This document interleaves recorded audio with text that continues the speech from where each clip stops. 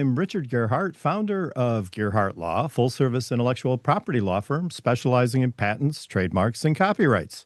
And I'm Elizabeth Gearhart, founder of Gear Media Studios, podcast consultant, Passage to Profit co-host, and Gearhart Law Chief Marketing Officer. Today's intellectual property news takes us to Capitol Hill, where Gene Simmons of the rock band Kiss walked into a Senate hearing and without a single drop of face paint, managed to rock the entire room anyway. So the issue is the American Music Fairness Act, and we've got a couple of radio folks here on the show today, so this may be of interest. And the question is, should the people whose voices we hear on the radio be paid when their songs are played? So you kind of think, well, aren't they paid? Well, it turns out that they're not. Right now, they're making $0, and the American Music Fairness Act seeks to change that. So, and the hearing also revealed something very wild.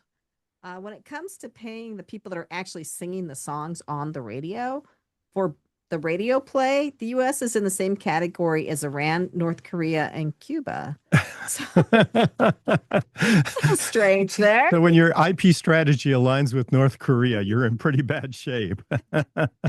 So anyway, Gene Simmons pointed out that everybody gets paid when there's a hit song, the radio station, the advertisers, the DJ, and even, according to him, the plumber fixing the station bathroom.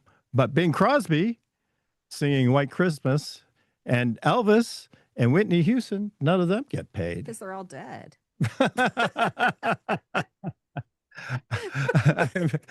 Well, these were the names he brought up. So, and there's more to it than that.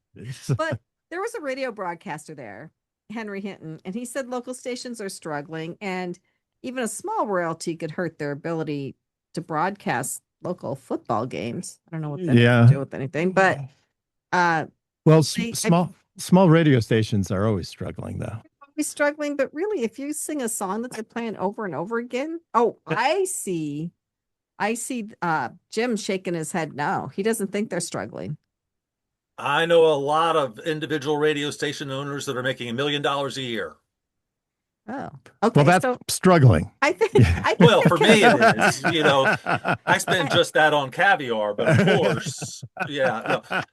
A lot of my station owners are doing very, very, very well. I think the smaller the station you are, like if you're in Topeka or places like that, that local advertising market has not died. Those local pizzerias still need new customers, and I don't know. I'll back off. That's all I have to say about that. Yeah, well, I'm dying to try John's of Times Square because they advertise on 104.3 all the time. I'm there. So Henry Hinton was not being completely. He's struggling, but not all of them are. And really, if you're singing a song, shouldn't you get paid for it? Yes. Okay, Jim. The problem is now is that content is free. That's changed everything. You used to have to pay to play. You did. A radio station had to pay. They still do. But now I'm giving them content for free, and Joe will give them content for free, and Nicola will give them content for free, because there's thousands of us podcasters that will want any distribution. And if you called me up and said, we'll do it for free. And so content now, the cost of their product, the cost of their product is going to zero. Well, and the other part of it too was that the radio station bargain was that you got exposure, right? So you got your song played, and then people would go buy records and they'd go to your content concerts.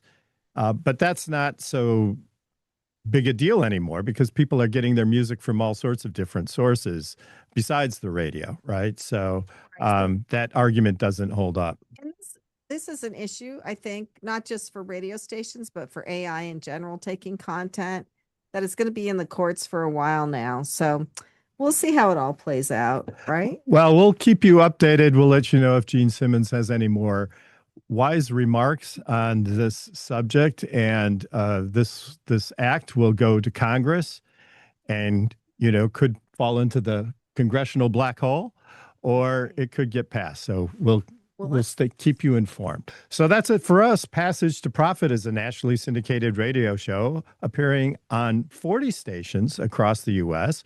Thanks to the Passage to Profit team, our producer Noah Fleischman, our program coordinator Alicia Morrissey, our social media powerhouse, Carolina Tabares, and our studio assistant, Risikat Busari. Look for our podcast tomorrow anywhere where you get your podcasts, and you can also find us on Facebook, Instagram, X, and YouTube. And for all of your patent, trademark, and copyright needs, our firm Gearhart Law offers free consultations. Contact us at gearhartlaw.com. And while the information presented during this program is believed to be correct, never take a legal step without first checking with your legal professional.